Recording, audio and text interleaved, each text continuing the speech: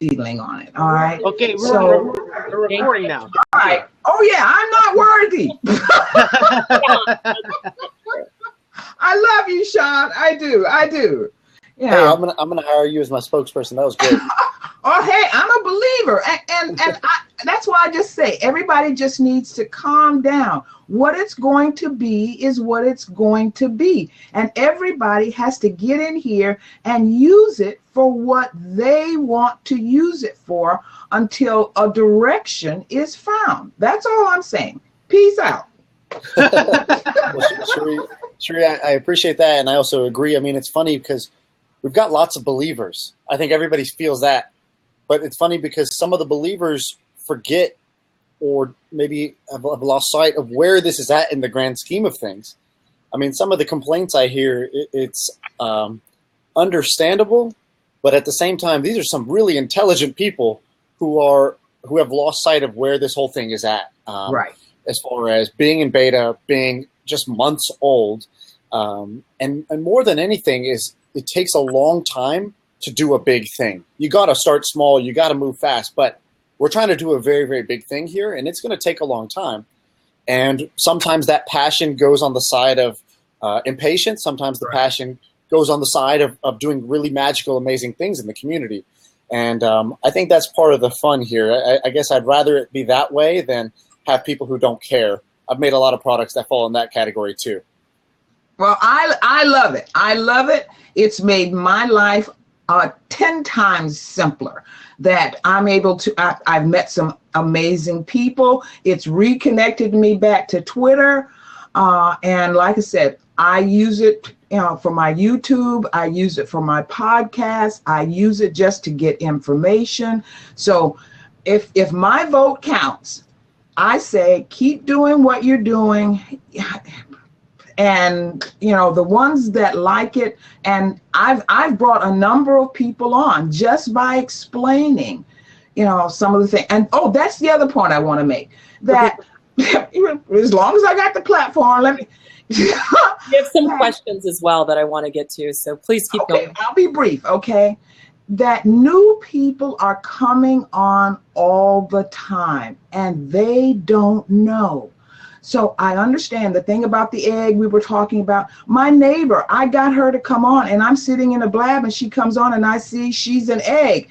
And I email her to say, don't be an egg, don't be an egg. So all I'm saying is, because different people are at different stages, just do a public announcement, public address announcement throughout your Blab that these are some of the rules of the road. So new people will know what are some of the things that they need to do. And like Eileen was saying, pause your record so you can get that out and then resume, because you've got different people at different stages. That's all I have to say. Sean, I feel blessed that I've been on the stage with you. Right.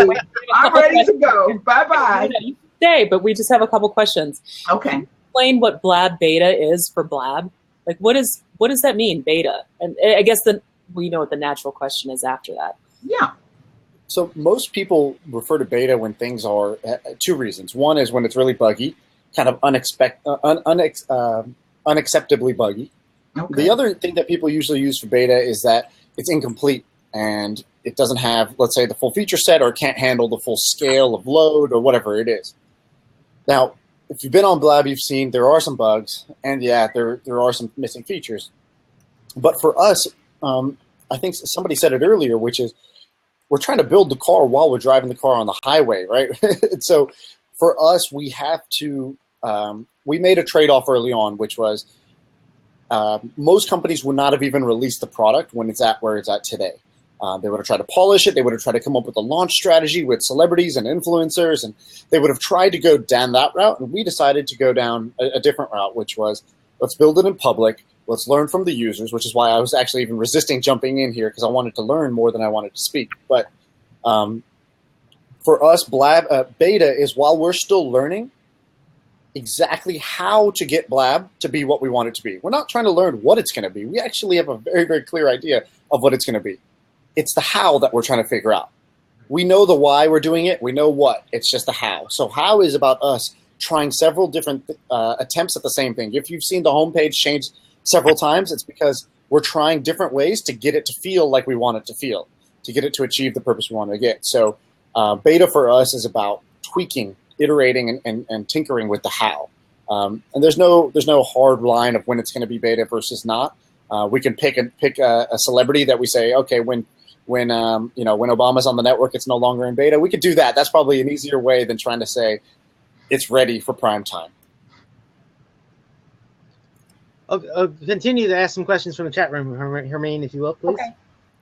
Okay. So Shelton, let me ask you this. Shelton, Yes, you wanted me to join in. You guys had an interesting conversation going on with a bunch of people who have different perspectives, right? J.S. Gilbert had one perspective. Jeff Adams had a different perspective. I think Andrew had a different perspective. What's the real question at hand? Because I see the topic says Sean discusses the unique nature of Blab. I don't think that's actually what we're talking about. I guess that what we're talking about is because we have your attention, so that's why I changed it. Can you give us some sense of what do you think is the unique nature of Blab relative to other services? Can you give us your personal sense of what makes it unique? Sure. Somebody took me out to dinner the other day. He came up from Mexico. He might be in the chat here. He very, very interesting guy. He took me out to dinner, and he said, "You know how I've been explaining Blab to people?" He goes, imagine, he's in Mexico, and he's in the TV and film industry there, and he says, imagine, Miguel, whatever, he's named 3 guys who are basically TV moguls in Mexico. And he says, imagine they're in this restaurant with us right now, and they have the corner table, right? And they're ordering wine, and they're eating sushi over there in the corner table, and there's the 3 of them. Blab is your way of getting the 4th seat at that table. And he goes, because Blab is about having access to certain people and ideas and conversations, more importantly, and not just access to be able to listen, but you can even add to the conversation. You can have a seat at that table. And so that's what Blab is going to do. It's going to give you access to conversations between people who you would never otherwise have access to. Why? Maybe because they live in different places. Like all 4 of us live in different cities right now, right? But internet makes it so that geography doesn't matter. And then we think about the people who are at that table. Maybe I wouldn't get an invite because I don't run in those social circles. But if I care about the things that they care about, if I'm interested in technology and there's technology leaders there, this is an opportunity to have a seat at that table. Like JS said, only 1% of users, 5%, it's going to be a very small number who create in the end. Today, everybody wants their own show. And then everybody wonders why some of the shows suck. Well, when everybody tries to be a broadcaster, not everything is going to be great. That's natural. So in the end, a very small number of people will create a lot of the content, but that'll be great because most people just want to participate. They want to be heard, and they want to have access. They don't necessarily want to lead the show and be the voice and be the one on camera all the time.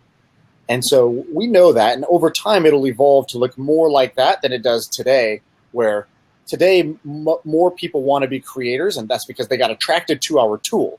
So we put a tool out there, and we attracted, like, bees on honey, a whole bunch of creators who wanted to use that tool. But that means there's more creators than there are consumers and influencers and curators who are going to help the creators do what they need to do. All right. So there's 2 things. There's a couple questions going on.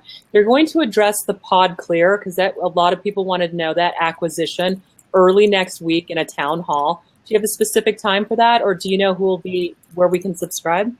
I'm going to schedule it today. Okay. I'm thinking Monday will be the discussion about PodClear and our vision for podcasting and why we acquired PodClear and what we saw in them and where they're going to help us. Okay, and then there's a question around Bebo. If you guys want to look at Bebo, feel free to Google it. You can find out some information there. But we're going to take this conversation and go just a slightly different direction. And you can even hit me up, DM me, and I can tweet you some information. If anybody has anything they can drop on Bebo, that'd be fantastic too. But here's the question. How can Blab be more effective at helping newbies when they join to better understand the Blab platform and community? Sorry, what's the question again? Who can help newbies? How can the Blab be more effective in onboarding newbies? I'll take this one. I'll take it, Sean. Thank you. Okay. That also what sets Blab apart is us. Okay? That the main thing you hear people say is that I came on here and people were so helpful. People were nice. People welcomed me. They listened to me. So we have to take responsibility in terms of helping the new people that come on, of maintaining that sense of community, because people have choices. They can go to any platform and be dissed and talked about and, made to feel small. They don't get that sense here. They get a sense that they're in a community, and yeah, there's always going to be some wackos. That's part of life. But we have to do, meaning you. Sean isn't going to be on Blab all the time. So we individually have to, because I know I've hosted a couple of Blab, well, maybe one, where I said, got a question about Blab? Come on here and ask, drop in. I know Bonnie has done that in terms of answering questions, but we as the community have to make people feel welcome and help them, okay? And keep that sense of community going, because, all right. Okay, Sean, can we expect any UX changes in the future as you try to scale? Of course. Okay, will they be dramatic or will they be gradual? I think they'll feel dramatic no matter how small or how big the change is. Don't worry. All right. So there's a couple questions here, specifically with the API for developers. Do you have a plan for opening that up?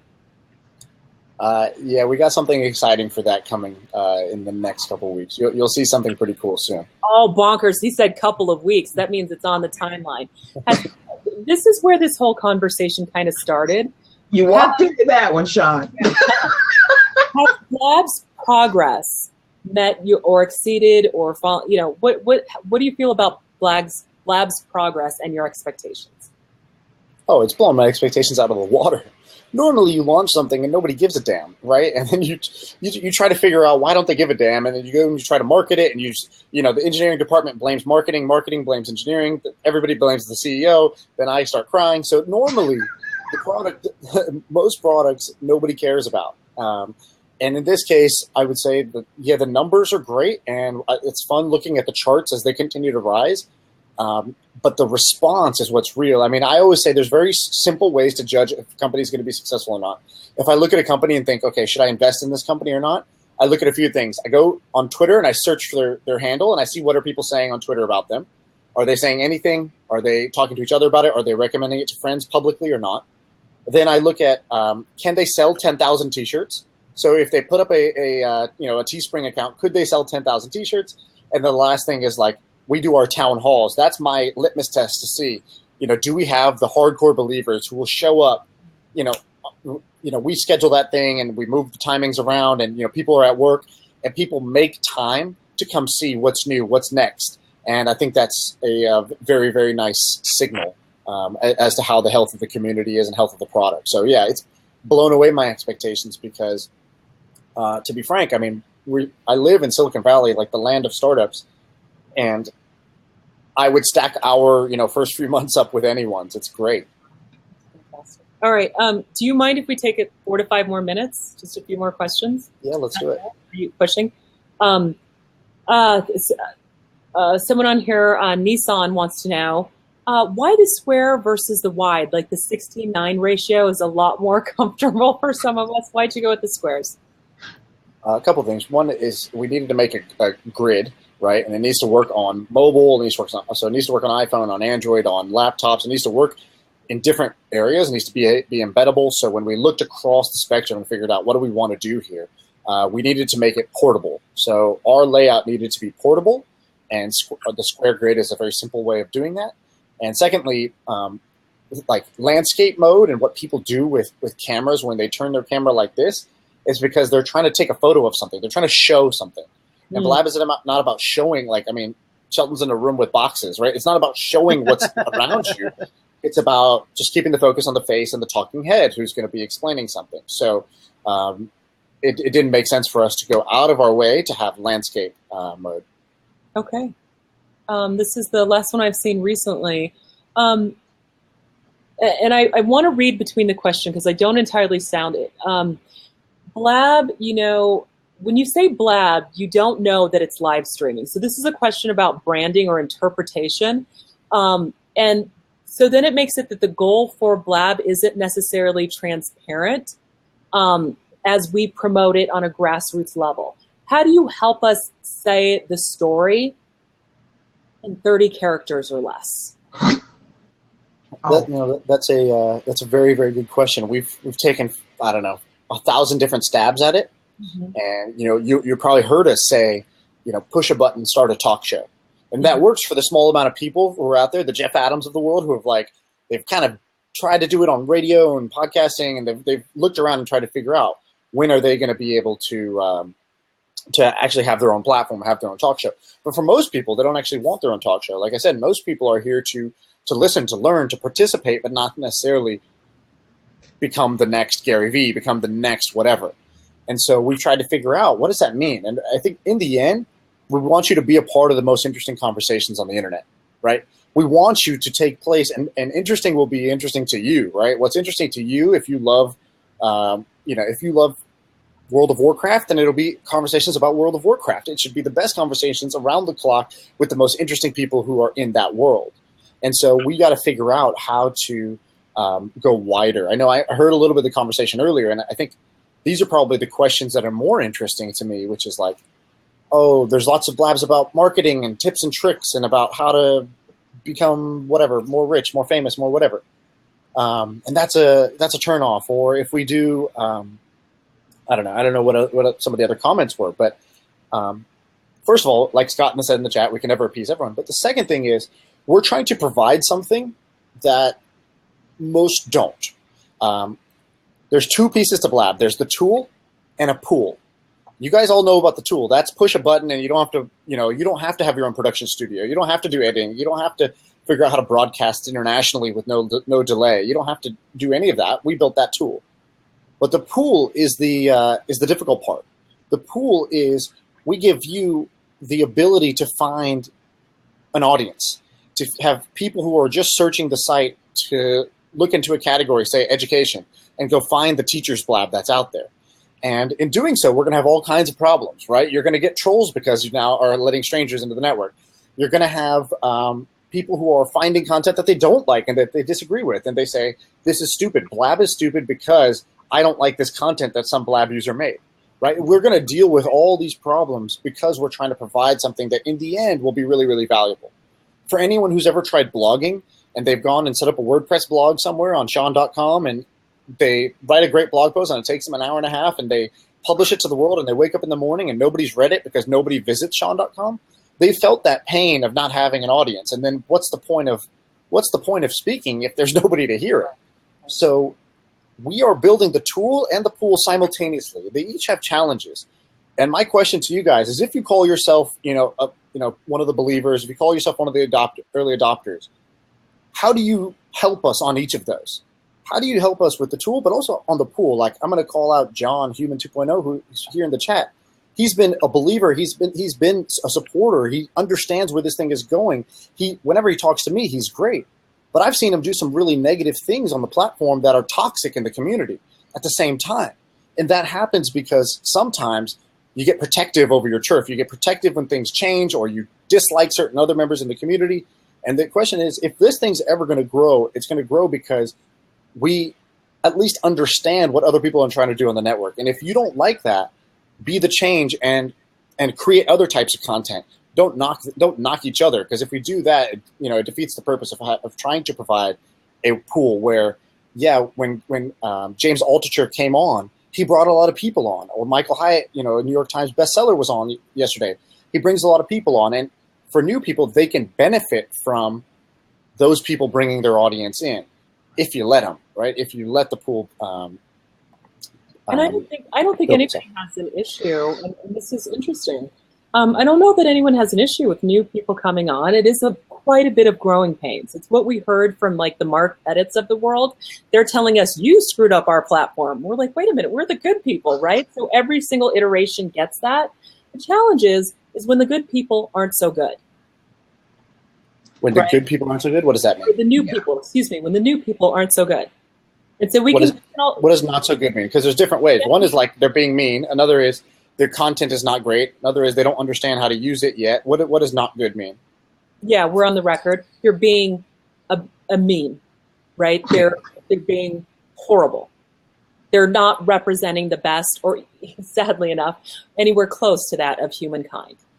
Yeah, I mean, like any platform, and when new people come in who don't behave well, it's just a temporary disruption.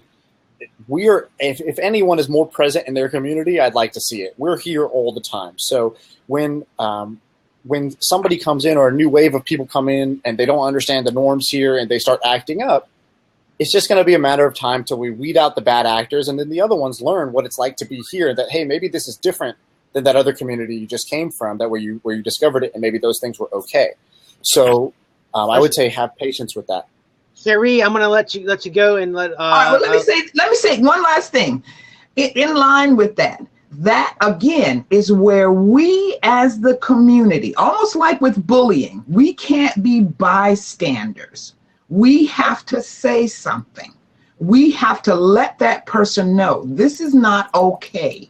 That's how you stop bullies. And I'll say this. I was in a blab. I was in a blab where, the lady, she blocked him and he kept going and this, that, and the other. And then she did the help deal and she got help. But we all have to police ourselves. We all have to, so if people are willing to just sit back and say, oh, well, that's it, because they can't be everywhere. So I'll get off so somebody else. Thank you. Thank you very much. Okay, I'm not gonna push it anymore. Okay. I do agree. You guys are everywhere. You're doing a lot, so I'm not going to. There's a couple more questions though. Someone says here, and I'm sorry, I just copy and paste, so I don't know your name because it's so much further up. But I have LTE and Verizon and ATT LTE, and both devices are very slow. Will it improve anytime the speed and so they can actually get in on their devices into some of the hot seats? Yeah, I mean, it's going to improve on both ends. We make optimizations all the time as to how we can make it more compatible with people who have different devices, different speeds. And then the second thing is, internet speeds are always improving. We go from 3G to 4G, and then 5G will come, and it just gets better and better over time. Right now, we're seeing a whole bunch of people migrate from iPhone 5s to iPhone 6Ss because that cycle has happened every about a year and a half, 2 years. So that all helps. Where now people come in, they're on better, more powerful devices. So when somebody joins your Blab, they're going to have probably better connection, better camera, all those different things. And then the most recent question is, can we expect better tools for hosts? So there was a time, I don't know if you popped in before, but there was this real big push. I think it was Marcel. There's a lot of people saying, we need some better tools so we can create some better content. What's your thought on that? I mean, generically, yes, there will, of course, be better tools for creators. Yes. Okay, if I may interrupt, Colin wants to know about reputation systems. Do you have any plans to improve your reputation validation systems, like improve the way you like starring of comments and so forth? We've talked about it, but we have nothing imminent on that. Those things are a little bit tricky because you really need to make sure once you put in a reputation system, it needs to work. You can't have poor signals and whatnot. So we're toying around with what ideas can actually work for that. But no, nothing's imminent yet. Oh, hey, Sean, go ahead. Can I ask a question? Hi, Sean. First of all, hey, Andy, how are you? All right. I see you still have the beard. So I know it's significant of something, but I can't remember what because I got too much thoughts. I said when I shave, we're out of beta. Okay, so that beard's gonna get a little longer, guys. So you guys made a couple changes yesterday, and which I'm happy with. But I know a lot of my fellow blabbers are a little upset. Well, I don't know if it was yesterday about the gifts. Is there some kind? Are you going to go into that on Monday, or is that something that you can just give us a little heads up? Or how come a couple people like Mark still has his gift, Peruvian still has his gift, but everybody else's gifts are gone, and it's like, right. So people are like, no, they just did it arbitrarily. They just came and they just pointed user by user, and so I was like, I don't believe that. So here's a link to a blog post I just wrote about that. Oh, you wrote about it. Yay. I just put that in the chat. Okay. No, we're getting rid of all the GIFs. If you still have them, it's just a matter of time. It's just propagating through the system to look for them, and it'll get rid of them. So if you have it, automatic. Enjoy the last few days. Yeah, it's automatic. We're not Jonas sitting there going, because that was said earlier, and I just wanted to clear that up because I didn't think that would be, something that Jonas would have time to sit there and do. But I just want to hear it from you. No, we have much better things to do than one by one and try to find the GIFs. Okay.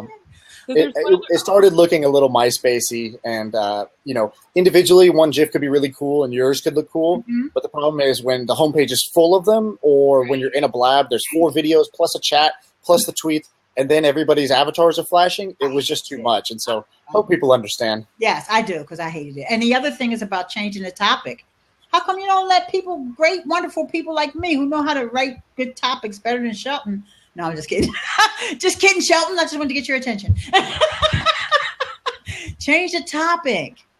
Well, that will be addressed with a different feature coming soon as well. So okay, all right, cool. I'm just kidding. I don't care about that. I mean, as long as I know what to tell people, that's the only reason why I care. Sure. If I know the host can do it, and as long as the host can still do it, I think it's wonderful. Great. Awesome. And hey, I'm happy to stick around for a bit today. I'm fairly free. I would love to keep the conversation less on features. And Eileen, I love your questions. I'm just saying in this case, maybe it's best to do less on features and more on community and direction, or any of the kind of big picture questions that anybody has.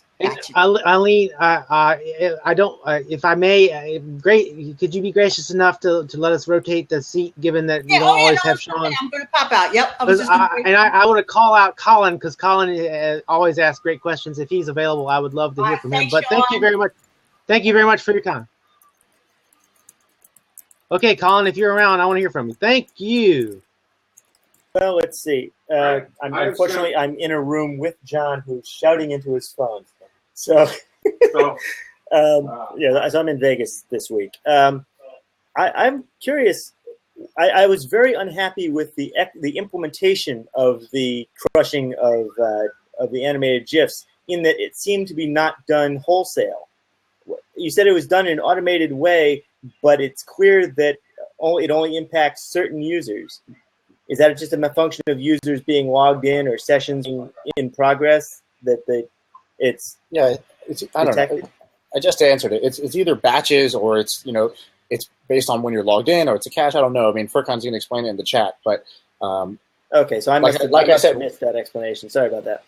Like I said, I mean, these things, it takes time sometimes to propagate a whole change across the user base, especially when we're looking at some users who signed in originally on Slack versus users who came in with the Twitter when we opened up for Twitter registration. So different people have different types of accounts as well. So we have to, not everything always works first try.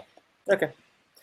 But it's an interesting issue, and there is a certain value to the avatar, having a distinctive avatar. It might be worthwhile to define a mechanism that enhances an avatar in a particular fashion that is unobtrusive, that would allow greater distinction between avatars for groups of like-minded folks in the community, in that there are groups that talk about technology all the time, there are groups that talk about this or that all the time, so possibly have indicators within the avatar, color-coded or whatever, that would facilitate grouping of participants. Because one of the complaints people have had directed towards me was, I can't find you anymore because we looked for the animated GIF and we can't find it, which obviously just means people need to pay more attention. But there might be a way to handle that in a way that's that distinguishes avatars more effectively while remaining unobtrusive. I don't know what the best solution is there. Sure. I mean, if you think about, an avatar is meant to be a representation of somebody, and the way we have Blabs is you're on video, so you don't need a second avatar on top when your actual face is there. And so really, it's for the chat and for the search on the home screen. In which case, usernames. I meant, of course, on the home screen. That's where people will scroll down and look for participants in a particular and find a person and hop into their Blab. The other issue that people seem to have is the effectiveness of the search, which I guess might address the same issue. If the search were to function effectively with regard to identifying participants in chat, as well as those in video seats, that might allow identification. So we'll do that. But again, Colin, I want to keep this conversation while I'm here today more on community vision product than specific features or bugs that are in the system. Just for just so we can have a productive conversation. Sure, fair enough.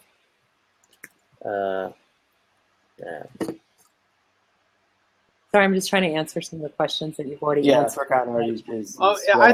Next person I'd like to hear from is Marcel, because Marcel is very passionate about the service, and if he's available, I would definitely like to hear Marcel talk to Sean if possible. Well, let me hop out of the way here. All right, thank you, sir. Thanks, guys. Bye-bye. Okay, Marcel, jump in. Well, yes. Car. Hey, listen, I'm the one that's on here. I complain about the tools and everything, and I know a lot of people don't, that a lot of people just aren't into that kind of thing, and I get it. And then some people will say that ManyCam or XSplit is the option, and I feel differently. But all in all, I just want to say why Sean and Furkan are listening. I realize that sometimes I kind of like jump up and down and complain about more buttons and things like that, and I'm working with it. I'm getting better. I really appreciate what you guys do. I'm the resident complainer about this stuff, and I'm working on it. I'm getting better. I do appreciate and do understand where you guys are. It's just the way that I am. I'm that way with everything that I do. I'm always looking ahead to try to make, if it's good, it's got to be better, and it's got to be better now. And that's not practical. So I just wanted to take the time to say that I recognize that about myself. And I don't mean to be stepping on any toes when I do that. And sometimes that kind of thing can be used as a good thing, and maybe not so much as just somebody's whining and complaining and let's all jump on. I'm not saying that anybody's done that, right? But I just wanted to at least, acknowledge that, look, I realize how that can be for you guys. You guys are doing an awesome job, and this is the greatest platform out there. I'm just passionate about this platform, man. And I could be totally wrong, but I feel like I don't want anybody else to come in and say, oh, look, they're missing on this. Let's throw that in. And then, and that probably won't even happen, but I'm very passionate about it. And you're just hearing my passion. And I hope you guys can understand everybody. Marcel, I know you come from a place of two things, creativity and also passion for the product. And that's great. That pushes us in the right direction.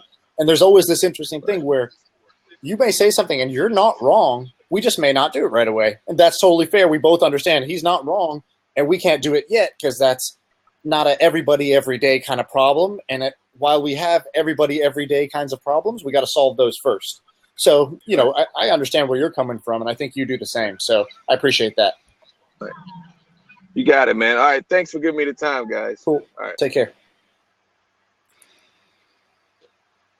Okay, I have not heard. Oh, all right. Brian. Hey, Sean. What's up, Brian? Hey, look, I'm really an evangelist of the product, and I really want to understand, Sean, from your perspective, what do you think is the most effective way to introduce Blab to people outside of the community? And Periscope did something really interesting with the community summit recently, and I wanted to find out if that's something that's on your timeline in the near future about getting recognition for the platform. I know there's a lot of big names that are pulling on in this, and the Periscope Summit really actually became a doorway for a lot of people into Blab. And I just wanted to get your take on how we as Blabbers can help to spread the word about Blab. Cool. Thanks. I mean, that's a great question. So two things. I think One as far as a Blab, community summit, BlabCon, Blab Summit, whatever you want to call it. There's a couple different people who have tried to figure out some things. One is a online version of it, which would be hosted on Blab. Another is a real world version, which is more interesting, I think, because we do the Blab one every day. So I think there's something in October that's cooking. I don't know if they're ready to announce it yet. So, but the time's ticking. So I'm assuming we're going to announce it soon. It's not from us. It's a community organized thing, but we will be attending, which is great. So keep an eye out for that in October. And I'm sure that we'll be doing many more, because for these things, I don't want it to be an all or nothing in one location and only people who can get there in time make it work. I think it's great to have a lot of smaller ones where people really get to know each other, and it's not about everybody getting together. It's just a lot of noise, and not everybody gets a chance to meet each other. So we will be doing that offline. And as far as introducing it to other people, I think the real question is, depends what type of person they are. If they're the type of person who is a creator, who has great credibility in a field, they already have a community or a tribe that they lead, then you want to just show them the tool and what it can do for them. On the other hand, if it's just somebody who's a passionate hobbyist or has some interest, the best thing you can do is show them a Blab while it's going on, or a replay that's one they would want to watch. So if I love the TV show Heroes and someone's doing a Blab about the TV show Heroes, that's what I want somebody to show me, because listen, I don't care about Blab. I care about a bunch of people talking about Heroes, the TV show I love. And so it's much easier to show them something that they're passionate about, whether it's books or marketing or music or whatever it is, than it is to pitch a product and a bunch of features. I think that's one thing most people don't get, is nobody cares about features, really. We think we care about features, but nobody cares about features. You care about the benefit you get out of those features, and you care about the people you meet along the way. And so those are the two best ways to kind of show people what's going on Blab. You show them the benefit they get out of using it, and you show them some interesting people they can meet by using it. Thanks, Sean. I appreciate the answer. Great. All right. Thank you, Brian. Take care, Brian. Okay. Carlos, are you available? Okay. Jamie wants to jump in. You mind if I ask a follow-up question? And this had to do with what Marcel specifically was talking about. Can you give more insight? Because I felt like we didn't really answer his question. He said a lot, but we really didn't address it. Can we give more insight to that? What was his question? What I heard was him basically saying, "Hey, I talk about things I want all the time, but just so you know, it's my job to complain. I hope it's not coming off the wrong way. I hope you appreciate what I'm coming from." I didn't hear him ask really a question. Great. I hope that WPC, does that answer your question? It didn't seem like there was anything specific in. Yeah, just type it in the chat if there's a question about it. Hello, Jamie. What do you have to say for yourself, Hey, sir? what's up? I just wanted to say one quick thing. What's up, Jamie? So, I'm kind of lonely on here because I'm one of the only kids on here. So how do you guys think you'll introduce kids to Blab? What are some of the ways that you think you'll be able to do that? That's not actually something we talk a lot about. We don't necessarily have a plan in place of how can we get a lot of kids on the platform. Like I said, as people continue to branch off on Blab and talk about sports and TV and music, those are things that lots of kids really are passionate about, and they will find that type of content that appeals to them. So Blab is really not a place, and I know this is difficult because for some people this is a big benefit they get out of Blab. Blab is not really a place where you come to meet people. You will meet people while you're here, but it's not where you go. It's not a place to go meet people. It's a place to go hear conversations that you're really interested in, and along the way you will meet people. And there's a subtle difference between those two things. So we do not have a plan in place to go specifically market towards kids. I mean, we got featured on Snapchat as app of the day, and when we did, we had a big influx of people between 13 and 25 years old joining. But they really just used it to say, I'm bored, in bed, let's chat. There's just people who were just bored at their home, just talking. And it really was not, it wasn't a good fit for them because that's not what Blab does really well. It's not a meet new people platform. Yeah. And I think when people sign up, they think it's when people first sign up, they think it's kind of just a meet people thing. And then when they realize it's not for them, they just leave. So how are we gonna get people of younger age to stick on here? Because there's not really many conversations going on about, video games or something like that. I mean, we have that category, but some of those categories just aren't being used. Right. So the best way to do it is, if you're interested in video games, is to start a blab about video games and see if people will join. And like I said, you got to be the change you want to see in the platform. And I know, Jamie, you're a huge user of Blab. You use it all the time. So it's tough for me to tell you could be doing more or different things. But the other thing is just patience. If you were on, YouTube in its first few months, what would you have seen? YouTube's first few months were literally people putting up dating profiles. Like, they would get women to put up their dating profile as short YouTube videos, and they were using those they're using that to get new users. And then eventually somebody posted, a Saturday Night Live skit on YouTube, and then that got shared like crazy. And so the early days is not going to look like what Blab looks like at 9 months, at 12 months, at 24 months, and as we continue to go. I just really hope that all the people who are passionate about Blab and see the potential in it, I hope that you guys have the patience to go on that journey with us. We do, but we're also, we are Team Blab. We're all, of course, going to be there, and I really hope you guys are too, because you see it. You see the potential. You see the vision. The question is, do you have the patience to go through the growing pains? It's like, my sister had a baby yesterday, and when you see what it's like to take care of an infant who can't talk, can't walk, doesn't get a job, is not going to college yet, but all those things are in her future. The question is, are you going to be there to nurture it and grow with it? If I have the Blab symbol as my profile picture, I think I'm obsessed with Blab. All right, Jamie, thank you for your time, Jamie. A couple things. WPC guy. Jamie's 14 years old. This platform and many social media platforms, as you are aware, I think you work in technology, is for 13 plus. So if you're asking, where are your parents for some of the adults on here, or for some of the kids on here? TLN, I'm going to mute you because you're making a lot of noise for a sec. But Jamie's parents, you will see him often in these blabs. You'll see people who love him, and you'll see the community. We're also an extension of that, and a family who absolutely care. Now, there's a couple questions that came from him, and it's somebody, and Jamie spoke to this. How do we get other types of regular folks, maybe not just the segments we have right now, but the beauty people, the kind of the everyday people that we see in life on here?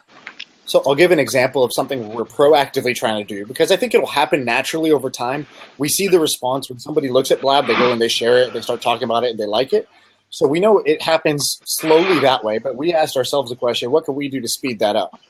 Okay. What we came up with is something we're going to roll out in October. We'll talk about this at the town hall, but I'll give you guys kind of the sneak peek, which is we've come up with 5 or 6 what I call lightning conferences. And so these are basically an online summit that's going to happen on Blab. So let's say 3 hours, and you pick a category. So one, for example, is DIY, right? So do it yourself. People who are makers, they make things for their home and their garden, and, the HGTV crowd, essentially.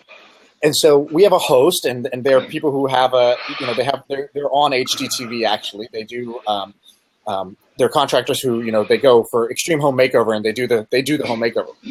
So we're going to get them, and then we're going to reach out to people who are not in the Blab community. So we'll reach out to the people who are in the Blab community who do like that DIY stuff, but then also people who are on Etsy and in other communities online where we know this will appeal to them. And we'll do, let's say, what the first hour will be a show and tell, and people will pop into the 4th seat and show in their house the projects that they're working on. Hey, I'm building this shelf or this bench or this crib for my child in their room. And so we'll have a show and tell for the first hour. In the second hour, we're going to have a professional about from HGTV who's going to show you some who's going to give feedback and show you tips and tricks. So it's kind of like at a conference when you have a main speaker come in. So that's the one for DIY, but we're also doing it for podcasters, for teachers, for athletics and coaches, and we're going to try out this format of, can we do lightning conferences for different people who have different interests than the ones we have already on Blab today. Awesome. That will bring them in, but not just bring them in saying, hey, Blab's so cool, you guys should use Blab. No, we're going to say, would you want to attend an event where this interesting speaker in your hobby is here? And these people are going to be attending. Would you want to be a part of that? For free, without leaving your couch, without buying any tickets or hotels or anything like that. And I think the answer is going to be yes, and I think that's going to bring in a lot of new people in different niches. For that home decorating, can you please get Candace Olson? I'm just saying. Okay. I'll do my best. Carlos, we can't see you, but we can hear you. Ask your question, sir. I'm not sure if it's so we much can't. of a question. Can you hear me? Yes. Okay, can. Okay, good. So the platform right now, as far as the computer is concerned, I see that it's browser based. To expand on the tool base, and I know we're talking about community, but have you considered an application for the desktop, for example?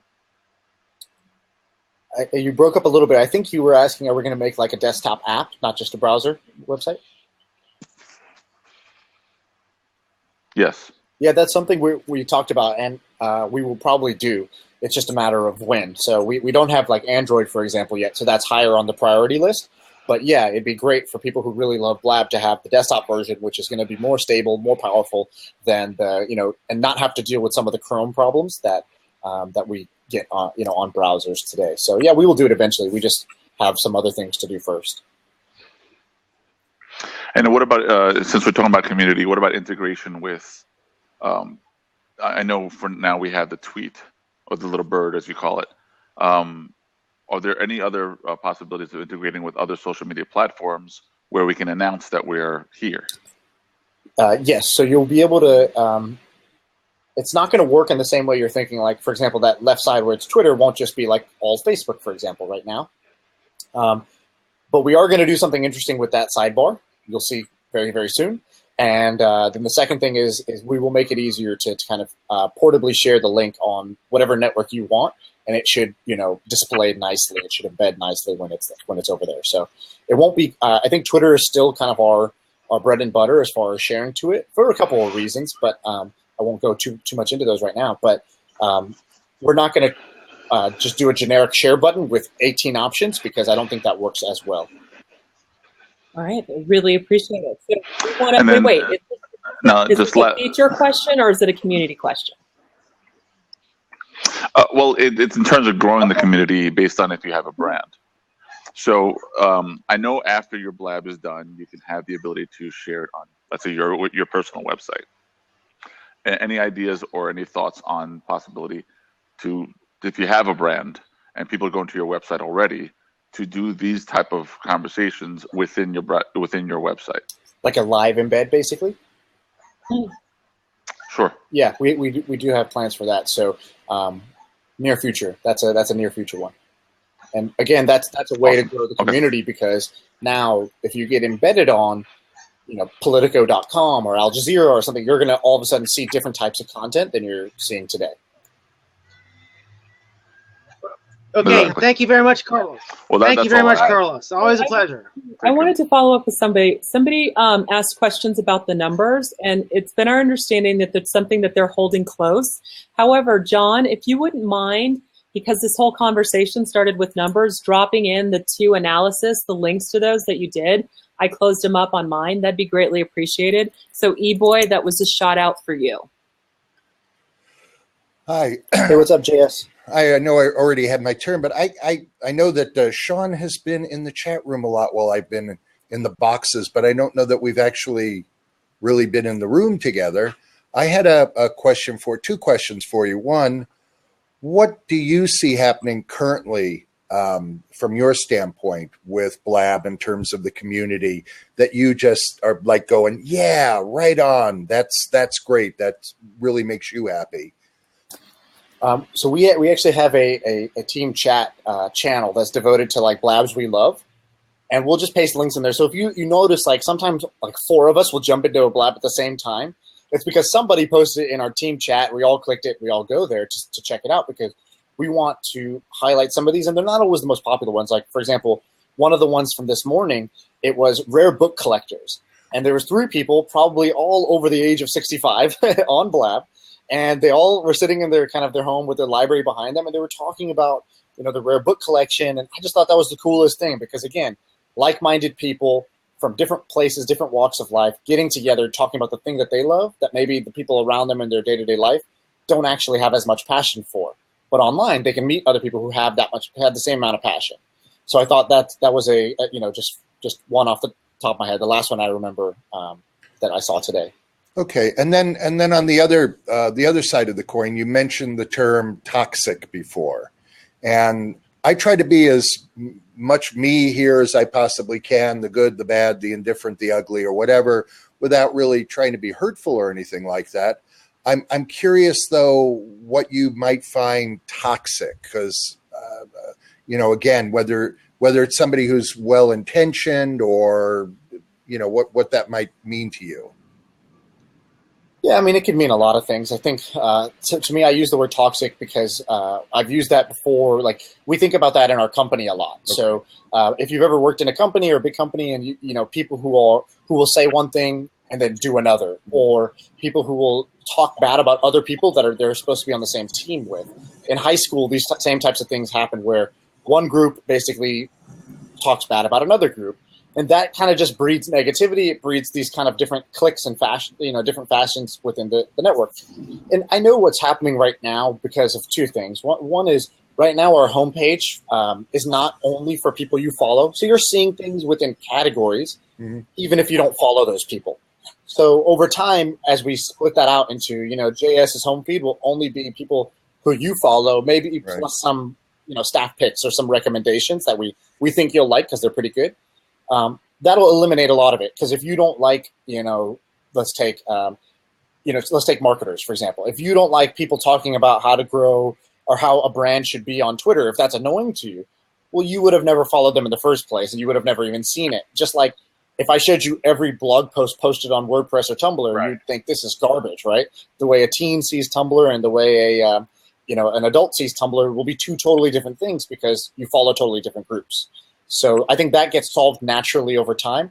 I guess it's the problem if in the meantime, the reason we're showing everybody's content is so that we can start to build a network. So you can start to actually follow the right people and discover content that way. So we just hope that there's not even like tolerance. I guess it's just appreciation that this thing is going to be very versatile. And like I said, I always say, vote with your time. Go where you're most interested in. There's no benefit in going on Blab complaining about Blab. I'd rather not have you here if that's the point. Yeah, I agree. I complain about the people who complain about Blab. Is that okay? Okay, that's fair. Yeah, that's valid. Good. Because if you've heard my rants, and there's been quite a few of them, I say, why the heck are you in here complaining about somebody's Blab? You know what? Go to another Blab. I mean, yeah. My thing. Let me just add one thing, which is is it or is it the platform? What's the distinction, or is it both? Sorry, I just want to add one thing, and then I didn't hear your whole question, Hermine. So the reason I use the word toxic is because things that are toxic spread; they're contagious, and so it's okay to complain. And we have tons of private channels. I mean, how many people have my email address? My DMs are open. Team Blab's DMs are open. You can reach us in many ways and raise a problem, or hey, I've noticed this and I don't think it's great, or we should be conscious of this, or you should be conscious of this. But when you do it in public and you do it on Blab, that creates toxicity where people think it's okay to breed negativity on the network. So that was my only distinction. And I mean, I missed your question. Sorry. Okay, I think that you guys were talking about two different things. I definitely get if you don't like a topic in somebody's Blab, get to step in, right? But are you talking about the individual Blabs and not being a chismosa in those Blabs, like a gossipy queen? Or are you talking about on the platform? Let's really think about what we're going to put out there. Help me understand and say about the platform in and of itself. I'm just saying I'm an idealist, and I would love for this to be a positive place. I love when somebody writes testing and they get 15 viewers because people want to help them get started. Exactly. I love when people pop into a Blab and say, I have no idea what this is about, but this seems awesome. I've been entertained for 10 minutes. Thanks, guys. I would have never known about this before. I think all that's great. And hey, when you see stuff that you just don't think is interesting, or you think the person's being inauthentic, or you think whatever's happening, I would just say it's not your job to police and decide who's good and who's bad. And maybe you make that decision in your head for yourself, but when it becomes a public declaration on Blab, then it breeds a culture of people talking crap about each other. And that's the part I'm conscious of, which is now people don't feel comfortable doing a Blab because they don't know, somebody will come into the chat or somebody will open up another Blab complaining about it. That's not a good precedent, I don't think.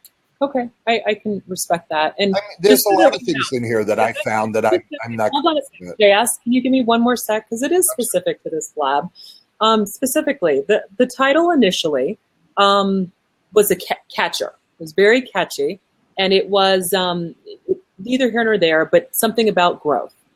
And I'm wondering if that's an okay. Is that? I mean, we're going to do it if we want to do it, right? But is that comfortable, or is there another route you'd like us to go when we have some of these questions? How would you like us to ask some of these Can you give me an example? What was the title? The title was, Sheldon, can you help me out here? It was I felt it was innocuous. I was just asking a question. Is Blab growing? And if not, why? I mean, that was an honest question. I just wanted to know. I mean, that's all. Totally. So, and then is that it? That's an okay type title, right? Sure. And again, I'm not going to decide like, hey, nobody ever question anything that's going on the network. That's not my point here. So if you're asking a question, that's totally fine. And I think it's great to have people chime in. If it's a conversation people are interested in, they'll vote with their time. They'll show up and talk about it, which is great. If you're doing clickbait titles, so if you're misrepresenting what's inside, then we will ask you to change it, or we'll kind of hide it from the homepage and whatnot. But if it says, hey, Sean sucks, then we're going to hide it from the homepage because it's not a productive, constructive discussion. Now, if the question is Blab growing? If so, or if not, why not? That can be a constructive discussion. And so there's no, even if there's a complaint or a criticism in there, it's okay. It's for positive purposes. It's not for hateful purposes or to drag anybody or any group down.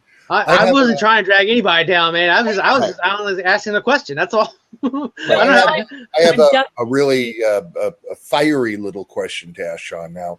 Supposing somebody from the KKK wanted to come in here and do a Blab, and maybe it just said on their thing, the KKK discussing our core values, and they started a Blab.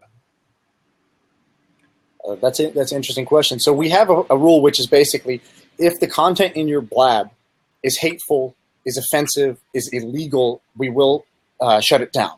Like, we won't just hide it from the homepage. We will actually shut that type of content down. So it depends. If that happened, I think it'd be a judgment call on whether we would definitely hide it from the homepage, because I think it would. It's an inflammatory topic, and that group is known to be hateful. But I'm not going to go in and judge somebody immediately. I would wait to hear what the content is, and then our community team would make a decision based off of the subjective criteria of, is something illegal, is it hateful, is it offensive to the other members of the community. I mean, right now we're seeing there are ultra liberals here, quite right wingers, everything in between, a wide variety of age ranges. Although I'm maybe seeing lower numbers in millennials here than you might like. But it does seem to be this very divergent, a lot of diversification within the communities on Blab, and we, for the most part, I think, are playing along really well. I like that. And Jeff Adams said, it'll be the Joel Osteen network. I don't think that's necessarily true. I mean, if you turn on TV, there are a lot of things in there I don't want to watch. I don't want to see. And I do not watch them, and I do not see them. That's going to be something that Blab will handle in the future when it becomes necessary and more important. But I'm curious, my thinking is that in a year, 2 years from now, you're going to have sewing circles and coffee clutches and bridge games with 4 people in the thing and maybe 3 or 4 or 5 people watching. But you'll also have 1,000 people watching, maybe 4 people really talking about some educational topic, or even seeing potentially a political debate on here with 10,000 people viewing, and everybody coexisting nicely within the platform. So I don't necessarily see this, as some people do, settling in on one particular either group or ideology or needs addressment. Right. It's not going to be all Periscope people in here teaching how to be life coaches. Exactly. What you just said is 100% true. And that analogy of TV is really, really strong, where I can go on TV and I can find things that are about, I can click on ESPN and I can find things that are about sports. And my sister wants to vomit when she sees that, because how many times have I seen this same thing on loop? And I can watch Joel Osteen, and many people do, and they find great value in it, but I also have the right to change the channel just as easy. I can go watch an infomercial if I find it interesting, I can go watch that. And many people will say, why the heck would I watch an infomercial? And they have the right to do so as well. Now, the difference for us versus TV is we can have infinite channels, so you're going to have more choice as a consumer, which means you have more power. And that's a very, very great thing. And just like you said, our costs are so low that you can have three people talking about knitting with one person watching, and it's totally fine. Whereas a TV network would need to take that down because it doesn't justify the cost of production. We have no cost of production or very low cost of production. So for us, you're going to get this whole long tail of interests. And that's what I want to happen. Right now, communities, the overall network is growing, but still, if a big wave of people come on from one group, they're going to make up percentage-wise a big, a chunk of the population. Over time, that will all become diluted. There will be no one dominant thing. If so, we failed. All right, so just a couple things here. There's a couple people asking to jump in. So just I'm wanted to going give to say I'm going to try and get down to see you guys next week. If I'm going to talk to Brittany about it now that she's back in town. So I would love to come by the office. So, great. Cool. Take care. Thank you, Gilbert. Thanks. Just as a caveat, when you guys are coming in, the conversation here today is focused on community, not features. So if your questions are feature-based, if you can hold off to any feature-based conversations until possibly tomorrow's town hall, this is all about building community. Go ahead. Nice to. Hi. Hi. Can you hear me? Yeah, good. Okay. How you doing, Army? And Sean and Shelton. Hey, Sean, when I was talking with my friend here, and I think I talked to your programmer from Germany. I can't remember his name offhand, but we were talking to Jonas. Yeah, we're talking about the fact of building the community on Twitter, and we had a discussion of saying, why is it we can't take like a 5-second snapshot video and put it on Twitter as we're doing the conversation? Do you know how to build that? No, but I might know people who do. Because Jonas said he was working on it, so I didn't know what that meant. Working on it means he's working on Okay. it. It means it'll come eventually. Okay, because I just thought it was a great concept and idea, because that way people can actually see what a blab actually is instead of just saying, blab, what? Now, I was curious enough that one of my friends actually posted on Facebook, and she said, do you blab? And I'm like, blab? No, but let me check it out. And then I got into it, and I got addicted to it, and now I've been here for, 52 days? So. Okay. Yeah. Right. All right, thanks. All right. Thank you, sir. I think Elise wants in. Okay, Elise. And I thought Ray as well. There goes Elise. Hi. How is everybody? Good. So I missed the first part. Because Me too. I think the question is like community, right? So it's almost like we all have to be on the same exact page all the time. And my blabs are not like that. My blabs are like, we start here and somehow we all move and we find a common. Hermione, you were in the blab the other day, the racist blab, weren't you? And it was really hard. It was a hard conversation. People didn't like it. People were uncomfortable. People wanted to leave.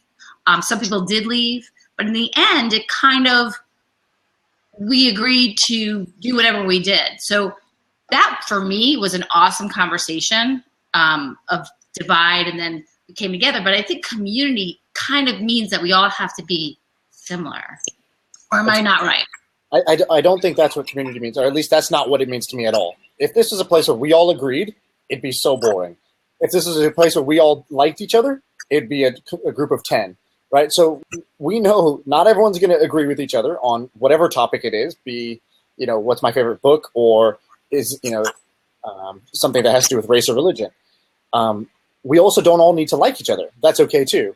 I think community just means that there are certain things that are out of bounds, right? There are certain things that are out of bounds because the net gain of it is not equal to the impact that it has on the other members of the community who don't feel comfortable or welcome because something was extremely hateful or offensive or something like that. So those are the things that are out of bounds. So like what?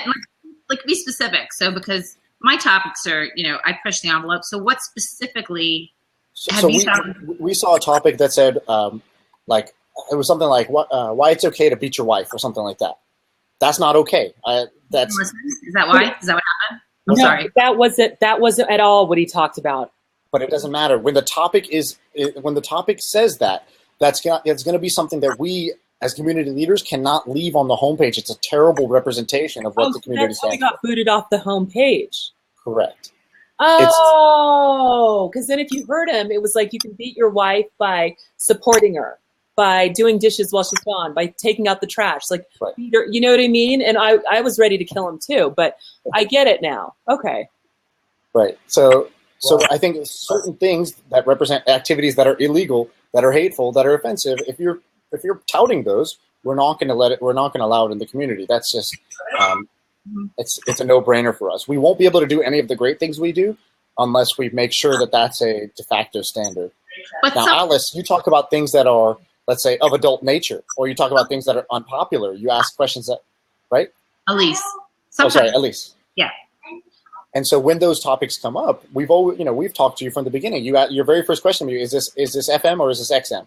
And we said it's XM, and XM doesn't mean XXX rated. It means that you can discuss a wide range of topics. You can use adult language as long as you're the host and you make it clear to your audience that this is the nature of this show, that this is the nature of your blab.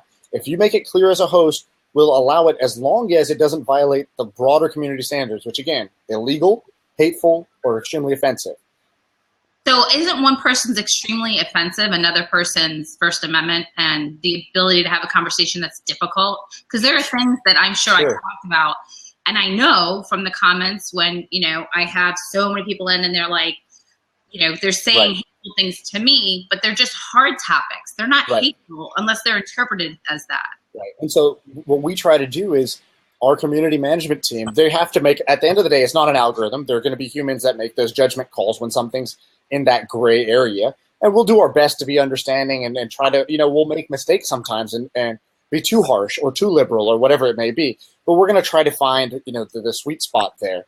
And when we do that, there's also gradients, right? In one case, it might just be hidden from the homepage. So you can still have a conversation and share that link with anyone you want, but maybe it's not suitable for the people who are there. Or in the very near future, we're adding a category called Adult Swim, where it's going to be, content that has mature topics, adult content, whatnot, where you'll have to be, you have to say that you're 18 plus in order to enter. So we're going to try to make it easier to deal with topics in that gray area over time. But at the end of the day, it's going to be a judgment call. Well, this is the last question I have.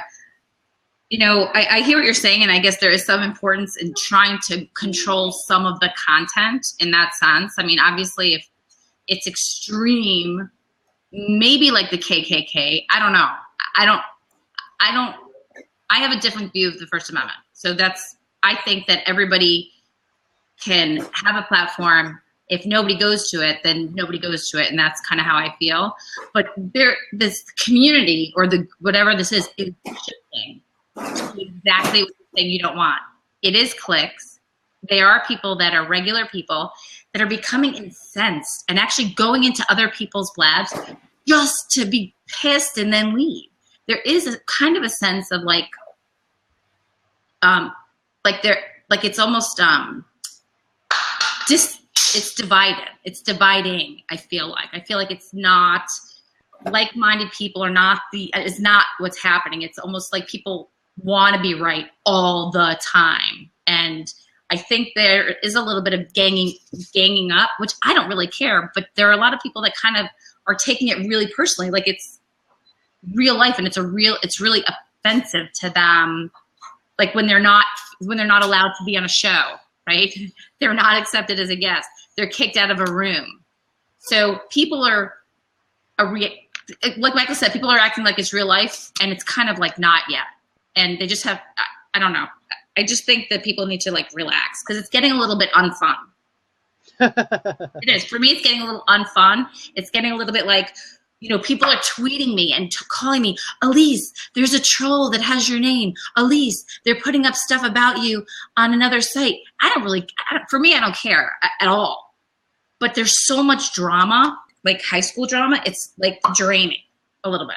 So I think that the trolling or whatever they call it and the people that are just out to be a pain in the ass, that's more of a concern for me. I haven't seen one platform or one blab that's over the top insane. Well, can I ask you a direct question on this one? What would you say if they had your address? Are you kidding me? I am so fucking Googleable. You can find me in 5 seconds. Okay, no problem with it. Got it. And that's the and that's the fact of the matter. And you know what? If you're gonna put your name up there anywhere, I could find you, Hermione, in like 20 minutes. I found people by this and connecting this and anything you've said. If I listen to you long enough, I could find you in 2 seconds. I don't have an issue with it, but it's Ermine. Oh, Ermine. I'm sorry, honey. So yeah. Okay. So I'm not. I mean, I've been I've been on social media and I've been on radio and I've done things that have put me out in the front. And if you're at all concerned about being known, and you really, I'm not afraid. So you brought up a lot of things. I think at the end of the day, the answer, not that you necessarily asked a question, is that people are human. I'm not saying it's going to be perfect, and yeah, there will be things that are bad, or there will be unpleasant experiences that happen. It's uncontrollable.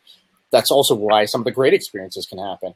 And I think that at the end of the day, all we can do is try to build a strong community and understand that it's not going to be perfect. And if we get stressed out because there are things we disagree with or people we don't like or any of that stuff, that's natural. That's a natural part of this whole thing. So.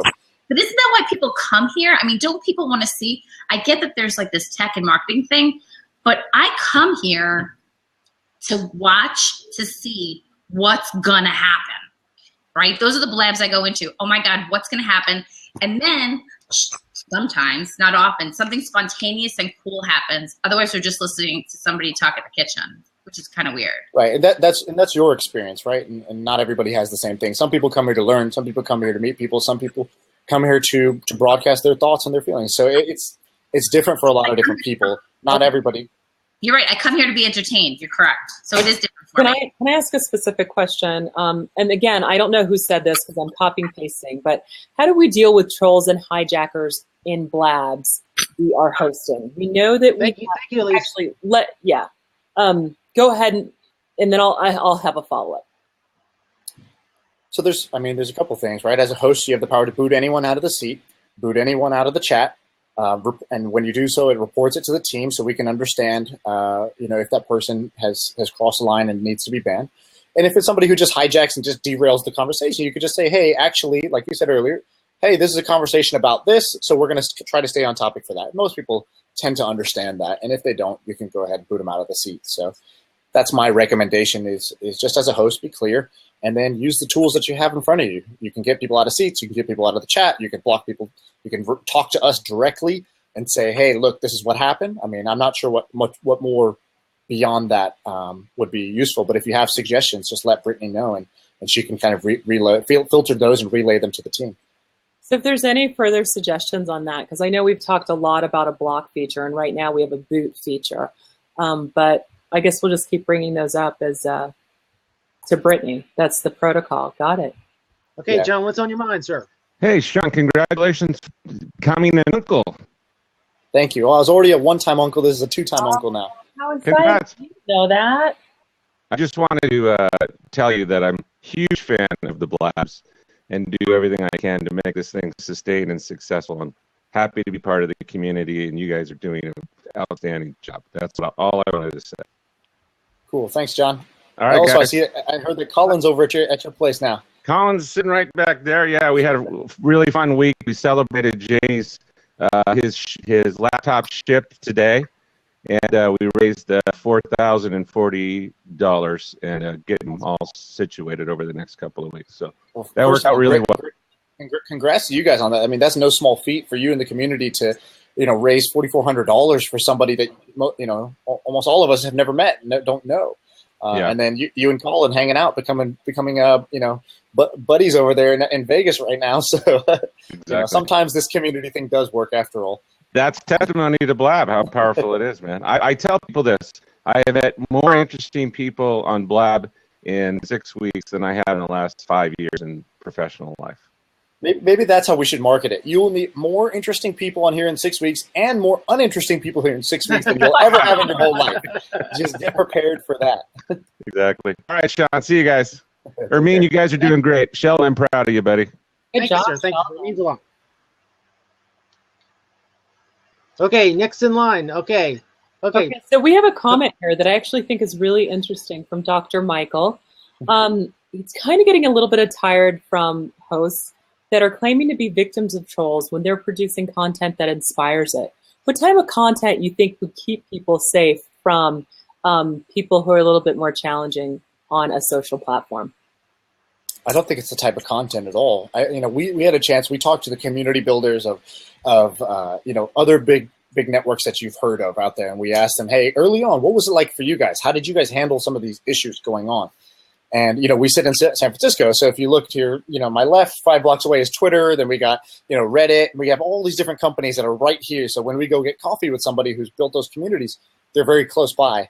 And the biggest thing is always, don't overreact to someone else's overreaction. That goes for us. That goes for the host. That goes for everybody on the network. Because in actuality, the trolling problems are such a small percent. Right? We see how many minutes a day of streamed content there is, and then we see how many of those are good and how many of those are bad. Right? Just like we see how many new users there are, how many users there are on the network, versus how many users get blocked. And it's such it's like if I told you, hey, 0.03% of your population is causing trouble, you'd say, fantastic. That means I'm doing amazing. I'm doing 99.7% is working. And so I would say, like, the only problem is that when something happens, people are so vocal about it, and they'll call you, tweet about it publicly, host a blab about it, upload a YouTube video about it. And because they're so vocal about it, it seems a lot bigger and more prevalent than it is. And so what we want to do is make sure we don't overreact to anyone's overreaction and try to over-police something that actually is not as big of a problem. Colin, what's on your mind? Policing these things in terms of content also, and I'm sure you've looked into this, raises a whole bunch of legal issues. If you take responsibility for any kind of content or policing the content in any way, you are responsible for all the content and therefore viable in one way or another. But I'm sure you've studied this more than I have. But still, this is where, and I'm all about features, so I will try to catch this carefully. There is a point where features directly impact community, and that comes in management of trolls or non-constructive content and so on, where, again, a reputation system, which I know you briefly addressed, will deliver for you, 1, control of trolls, elevation of content, surfacing of valuable content, useful to individuals on an individual basis, where you're looking to do individual recommendations, and elevation of recommendation not only of topics, Colin, but also what's your question, man? Get to the question. The question, right. So the question is, well, no, the question is not... My attention span is this big. Wonderful. That's a problem also. You have a platform where you promote content viewing through many hours, and maybe I'm the exception to the rule here, but there are only so many hours in the day, and hours and hours are spent on these platforms. There needs to be a comprehensive troll management solution, and that troll management solution has to be a reputation system. It's not so much a question. Wait. So is the question, how do you deal with trolls from a back-end perspective? There was no question. Well, I know how to deal with trolls. Here's how it needs to be done. I know how to deal with trolls from a back-end perspective. I've done this for 20 years. I know exactly how to deal with it.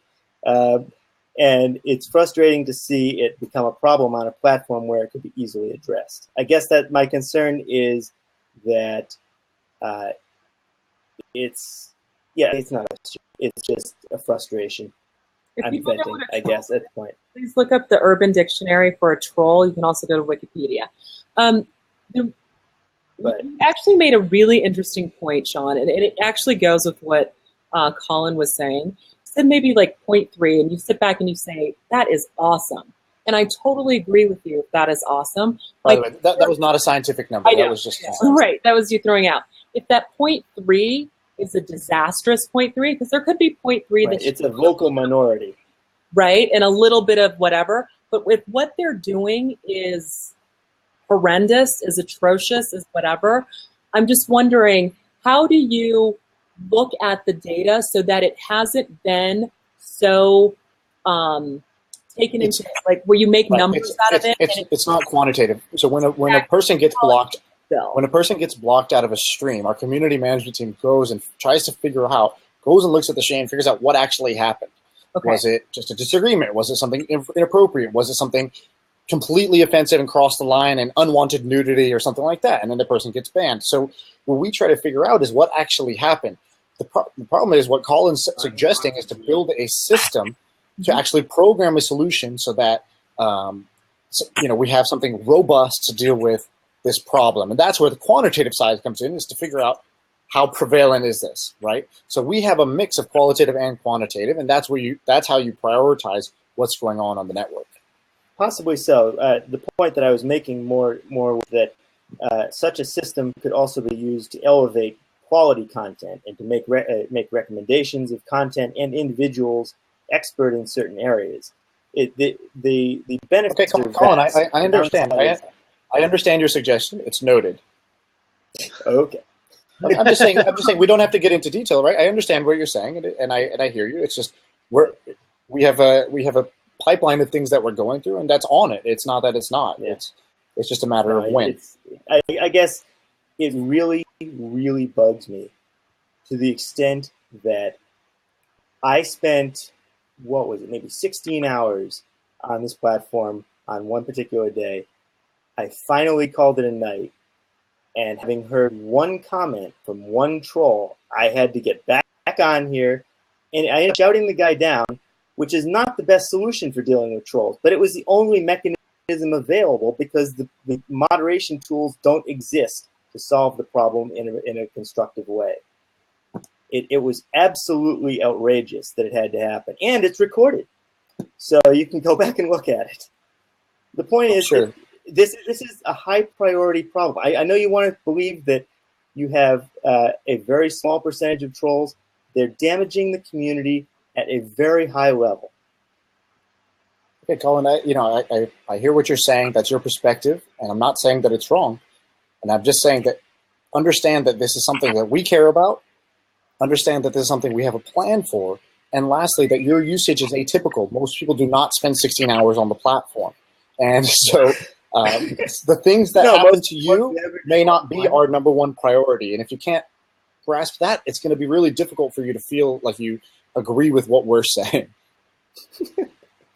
I don't need to feel that I agree with what you're saying. I just need to feel that constructive progress is being made. Right. So okay, I would agree, but I want to take this conversation offline because I actually think it's a much bigger one, and we're going down a path that there's probably a lot of things that people don't know and don't need to know. Let's keep it on the path of how else we continue to build community, knowing that it is imperative. Colin spoke the words I would love to say, but didn't. Yes. Okay. Yeah. I need you to get that, Sean. And as long as you get that, can we go on to a different topic? Sure. Okay, Pizza on the Cheap thank you, Colin, for your time. I'm sorry to knock you out. Hey, I haven't had any experience with trolls, so I might be unusual. It's because you're the pizza guy. Nobody trolls you. I heard earlier that there is a teen blab that likes to hop on these blabs. Is that correct? I don't understand what you're saying. Oh, there's a teen blab? There's a group of blab folks working for Blab that likes to hop on blabs of interest. Is that correct? Yeah, that's what I'm doing right now. Okay. And what I noticed, where you go, you bring a lot of people into that blab. Sometimes, but then Sometimes I go into a blab, I send out notifications, and we talk about trolls all of Saturday, and then nobody wants to follow me into the next blab anymore. Yeah, so I've been wrestling with this question, how do I promote a blab to load up the blab? I don't want to get into promoting this blab right now, but I think the topic is real relevant. And my struggle is, Well, I think what I need to do, I need to get Sean to come into the Blab. And then bingo, I'm successful with one guy. So how do I get your attention for this? Well, don't do the thing that most people do and mention me in the chat. Honestly, the way to do it is to have something interesting to say. Have a co-host to talk about it with initially. Have a second person there to start. Don't go on by yourself. And then for every viewer that comes in, just say, hey, you want to hop in? Hey, do you want to hop in? Because maybe they came to check it out. The best way to do a blab is to actually jump in on other people's blabs, get to know some people, find a co-host, and then start creating really quality content. When people like your content, they'll keep coming back, and it just takes time. Well, what happened in this situation, this was a one-time blab that I did, and I interviewed a doctor who got back with me a week later, and he wants to do another blab. So I sort of feel obligated, well, let's get this blab, let's fill up the blab for him. Well, if I'm in, there are methods of doing that, and I am more than happy to share with you. Shelton, I'm gonna hit on you about this. Okay, well, I will tell you everything I know. Thank you for your time. Okay, we'll go to the next person. Thank you. Bye bye. Take care. Okay, let's see what we got. Gerald DeBose. I remember this guy. He's got a great voice. Yes. Oh my gosh. Oh man. Hello. How are you, Sean? I'm doing well. How are you? I'm excellent. I just had a quick question about sponsorship, because this Blab thing is really taking on its own kind of like meteorite, I'll say. You know, it's like heading somewhere, I feel. If we would like sponsorship, are there guidelines about how we could get sponsorship? Are there any like rules it's Wild Wild West you guys right have in place about it's that? Wild Wild West right now. If you get Pepsi to tell you, hey, if you blab, have a Pepsi in your hand and they want to throw you $500 for it, you can do that. We won't take $1 out of it. So eventually when this thing gets really big, we're going to figure out how to get paid ourselves and get the creators paid. So that will happen eventually when we got big enough numbers where I can go to Pepsi and actually strike a good deal. But for now, it's Wild Wild West. If there are sponsored shows on Blab. People get paid to blab. And so it's up to you to figure out if you're able to do that on your own. Okay, I was just asking because I know some people have been asking me, so that's why I wanted to make sure we're on protocol. Yep, we have no rules. Can I just address? Yeah, go ahead. Oh, I was going to say I wanted to address the troll thing. Look, guys, if you're controlling the blab, control your blab. The trolls don't have. I've had one troll in all the blabs I've done, so that it's not that the trolls can dominate your blab unless you allow them. But okay, Sean, I appreciate it. I'm gonna hop out of here. I just wanted to know about the sponsorship. Take care, man. All right. Bye-bye. Okay, so let's keep this again very positive. I really hope that we're done with the trolls conversation. So if we can let that out, let's not even bring that up. It's over. Done with. Let's talk about community, guys. Let's talk about building community. All about community. Thank you. Well, Go ahead. I just wanted to pop in and just say hi to Sean. It's a pleasure to meet you, and I wanted to say thank you for being a big part of starting this. I know that you and Miss Metz have been working your tails off because I see you in here all the time. I don't know who else is involved, but I just want to say thanks for going ahead and taking the time to do what you do to create a format like this, because it makes it really cool for people like me to spread my words. So thank you for everything you do. So that's all I wanted to say. Hey, I appreciate that, Carl. All right. Well, I'll see you around. I'm going to open up. Thank you, Carl. Somebody. This thing said the red pill investor. I wonder what that means. Okay, Morgan. It's Matrix shout out. John, Ermine, Sheldon, what's up, guys? What's going on? What's up, Morgan? Nothing much. Just wanted to really touch on this community thing and really wanted to kind of see where your perspective is and kind of just everyone just really the best way, to build this. Do you think it's just more so, keeping everyone in the same topics and building off that? Or do you think everyone should be hopping in blabs to see different perspectives? Kind of based on, because some people hop in blabs and they're like, I hate this content, I hate this, but do you think it's more so everyone should stay within where they're at, or should everyone be expanding out to wherever they want to go? not sure what you mean. I think it's up to the host, right? So, like in this case, Shelton's doing kind of an open forum thing, right? He's saying, who's got something to add to the discussion? Let's keep people rotating in and out. People bring their perspectives, their questions, whatever it may be. Other times it might be two people, and they're saying, hey, it's us two talking about this topic, and maybe at the end, last 15 minutes, we're going to open up the seat to see what you guys have to say. Right. So it depends on the format, but I would say that I don't know. It doesn't really sound great to say, just stay where you're at. I think you should always be kind of exploring and growing, but finding what works for you, right? Like, only do what makes you happy on this platform. Only use this when you're enjoying it, and only use it when it's adding value to you, whether you're entertained, you're inspired, you're learning something, you're meeting people, whatever the benefit is to you, just let that be your measuring stick. I'm not the one to tell you about it. That's for you. Right. Yeah, I just want to see your perspectives because I know some people hop in a Blab and they're like, this topic sucks. I want you to change it. And I was like, that doesn't make sense. You hopped in here, you clicked it. So it's just more so like, I don't get that. So that also I wanted to see from your perspective, what did you think about that? So you answered my question. So thank you. Cool. Awesome. All right. Thank you, Morgan. No problem. Actually, this is really cool. Vincent, I actually think, were you the guy who accepted me into the Blabaholics group? Would you mind hopping in and having a seat? You're over on Facebook, or maybe when this next person comes in, but I'd love to talk about the community that's being built over there that spends time over here. Hello, John. Hello. How are you? I'm doing well. How are you? I'm incredible. I just wanted to say thank you very much. You are incredible. I have been in love for 9 days, and it can't get off. I have one quick question. Go for it, Michael. Is there any thought of tying Twitter and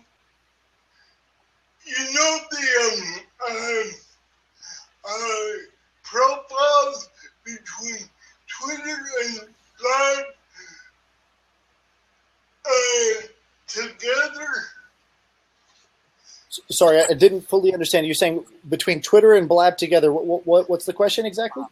Can you tie Twitter and Blab, the profiles? The profiles. Yeah.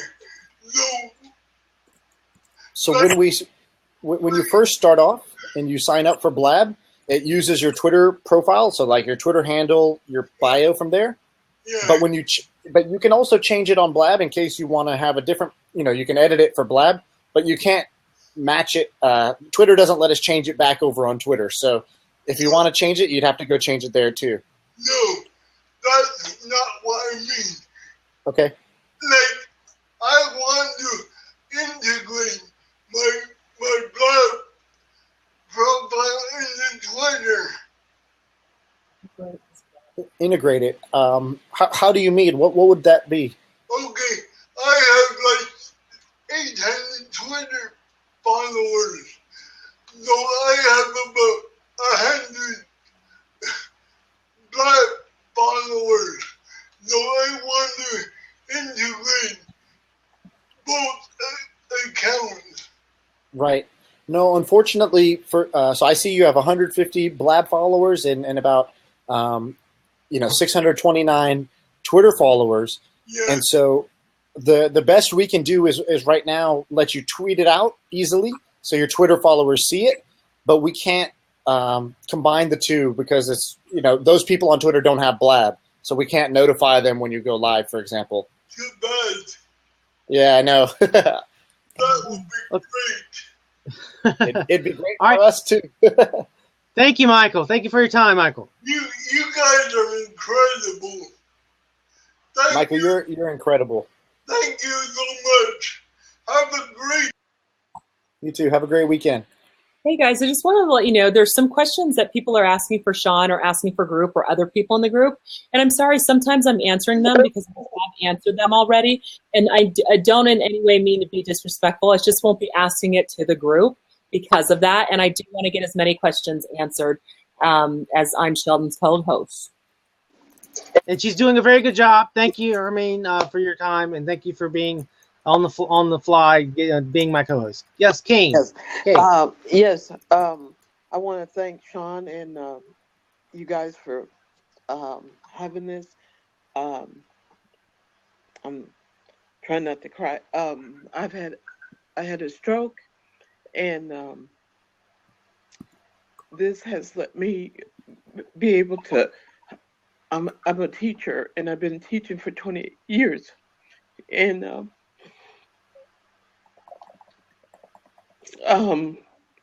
I just want to thank you. I think y'all are doing a tremendous job, and thank you for the upgrade, because I can now put my picture in, and but I just want to tell you, you're doing a tremendous job. That's all. Oh, thank you, Kay. That means a lot to me. Thank you, Kay, very much, Kay. Bless you, Kay. That's why I love jumping on here to meet Kay. We've never had a chance to meet before, so this is our first time chatting. And I would have never even known. And so, for people who ask, why do you guys, you're on here all the time, or you're working, all hours of the night, and then, you hear one sentence like that, and you just want to go do more, right? You want to figure out how to make it better. So I appreciate that. Well, that's all. All right, thank you, Kay. Okay. Shelton, you disappeared on us. You got to refresh. Okay, I'll refresh.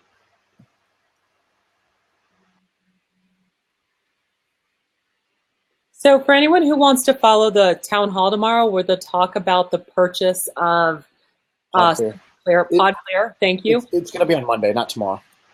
Oh, sorry, Monday. Thank you for that clarification. If you go to Sean's page, the easiest way is to click on his name right here. I haven't scheduled it yet. Okay. And then go ahead and follow him. That'll even be easier. You'll get the notification. Right. Or you can Blab.im / Sean VP. What's up, Vincent? What's up, Cat Man? How do I follow those? All right. those were both pretty amazing. I think they're pretty. Oh man, that's what this is all about. I'm excited to meet. Well, I guess I just don't know. Hold on, let me intro you here, Vincent. So for those of you who don't know, I don't know Vincent too well. We haven't had a chance to meet in person yet, but he is the kind of the king of the Blabaholics Facebook group, which is probably the best community run Facebook group that's out there. If you want to join it, just search Blabaholics, and I think it's open right now. He'll let you in. But it's a good group where everyone kind of shares, what's going on and best practices, new news, things like that. There's the link too. Thanks, Sean. Appreciate that, man. Look, man, I'm gonna get up there at some point. I got to come and check out the Blab offices and meet the Blab in it. Shelton and thanks for letting me on. Yeah, no problem. No, let me ask the question. What are your community numbers up to there, and how do you see growth? Like, what are the types of people you're looking for in your Blabaholics group? On the Blab group right now, it's getting up close to 400 members, and it's been open for a couple weeks. Wow. Which it's pretty good, right? We don't know the numbers. It was at like 56 or something like that. Yeah, man. Yeah, and it's been a lot of the folks that are instrumental, I think, and very active on Blab. And the goal is definitely to be a community, share the resources, share information, share the news. Everybody may not know about the Medium blog, so I try to put that up there. Any information that comes down, like the information yesterday about PodClear. So try to keep everybody involved. And there was I wouldn't call it an issue, but people were very enthusiastic initially about wanting to share their specific shows, their specific blabs into the community. And I wanted to provide that for people in the group, but that's really not what it's for. It's more a platform to share the information. So, giving people a daily place, a daily post where you can comment is kind of a compromise, I guess. But really, it's for staying up on all the news about Blab as much as I can keep up with it. And I'm sure we're not even at the tip of the iceberg. It's going to be coming fast and furious in the next few months and year, I'm sure. I'm a huge proponent. Blab doesn't pay me, nothing like that. It's I got a free T-shirt. I'm psyched. And I went and bought the sticker on Sticker Mule. That was cool. I'm gonna pop that on my laptop soon. But yeah, I'm just a huge proponent. I tell everybody about it. it's huge. This is like the whole cliche of being a game changer. I mean, we're all in here. We all know that. And I really think it's going to be as big as Twitter, Facebook, any of those things. I absolutely see it going that way. Okay. Me too. So we dropped the link in there. I think it's a great group. I'm glad that it's available and people are bounding around it. But there was something. Oh, I just had an old people moment. Hey, I also started a Twitter account. If you guys, there's a Blabaholics Twitter where I try to share the Blabs there, retweet Blabs there, and retweet the news and all that. So that's available too. All right, Vincent. Thank you for your time. We're trying to cycle people out. Thank you very much, sir. No problem. Thanks, guys. Thanks, Sean. Thank you. All right, guys, I got about 5 more minutes. Okay, 5 more minutes. Okay, that's okay. Drea has asked for some time to be on. Hi. Hey, Andrea. What Is your name really Drea Yaya? No, but Drea is my nickname, and Yaya just kind of goes along with it because it rhymes. All right, sounds cool. So the first thing is I just want to say thank you because this, for one, it's super addicting, but it's addicting because it's connecting with people. I'm really into podcasting, and so this was like super fun platform to bring video to the kind of podcasting aspect of it. And for two, I think you look at these other people who just came on and you realize that's what we're talking about when we mention community. Is like people come on here and have their lives changed because people are actually talking to them and communicating with them. And for no other reason than to just be like, let me give you some attention for a second so you can know that other people care about what you have to say. So that's all I wanted to say is I love this platform and I can't wait to see the changes. Cool. Drea Yaya. Yeah. I love it. All right. Thank you, Drea. Thank you very much. Bye, guys. Okay. Okay, Helen G. Oh, Helen G's gone. All right. Anybody else wants to talk? Please jump in real quick. Sean, do you have any? Here we got somebody. Sean, I am just wondering about, and I know Eileen asked this earlier, or maybe not to you, but she certainly asked it in earlier Blabs. I'm just wondering about Twitter auto following. Yep. So what happens is, what's your question? How does it work? Why when people do Blabs do they automatically get followed? So when you join Blab, if there were people that followed you on Twitter who are also on Blab, we auto match you, so they follow you on Blab as well. Okay, so it is auto matching. Yes, Okay. it's auto matching. It If they is already auto follow you, like if you already follow somebody on Twitter and you join Blab, we will automatically have you follow them on Blab. You can always unfollow, but it's a way to give people kind of a head start so they don't start from zero. Okay, when Kelly, I think you're frozen. All right. Okay, Sean, I think it's about time to wrap it up. You're a busy man. Do you have any final words for us before you go? Do you have anything any words of wisdom to share about community and how to improve it? I think not really. I think we talked about a lot of the good things, and I think more than anything, it's about being present and being leaders, right? It's like I need leaders in the community, just like in our company, we have leaders who can make this happen. And so those are people who will be stewards for the community. A community is not just a dictatorship with a bunch of people who follow. No, it's a cascade of people who all kind of believe the same thing. We're aligned on something. And I think here we're aligned on what this could be. And we're also aligned on how quickly this could go south. And that's that responsibility we have of keeping it cool, right? Of being supportive, of being tolerant, of being flexible, and more than anything, being the type of user, being the type of community member you want to see. And so sometimes you got to take the high road. Sometimes you got to be tolerant. Sometimes you got to be patient. And those are the things I ask of you guys. But beyond that, I mean, we got a lot of cool stuff coming. We already have the next 3 town halls planned out because there's some things that have been in the works that are just now starting to come to fruition. The PodClear acquisition is one of those. And I'm very excited about what that's going to bring. So we'll talk more Monday for the town hall. I think we're going to do it from the Blab account, actually, not from my account. We're trying to do all the town halls from the Blab account. So people who want to watch it, it'll be here.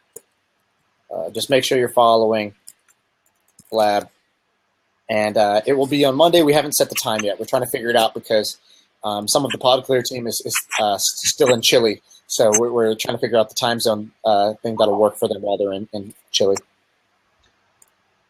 Okay, Sean, thank you very much for your time. I know you're a very busy man, and we will see you around. And hey, Shelton, did you get a new webcam? Yes, I did. Thanks very much to Jeff Adams. He was the man responsible for that. I got to give him a shout out. He's a very kind man. Namaste. Nice. And I'm supposed to get also a mic from him as well. And Rick, yes, Rick, I know you want to jump in, but we're going to wrap it up for right now. So Sean, thank you very much for your time, and we will see you around. Okay. Cool, guys. Take care. Have a good weekend. Thank you, sir. Okay. Now, anybody else wants to jump in? You can talk. I'm sorry. I didn't want to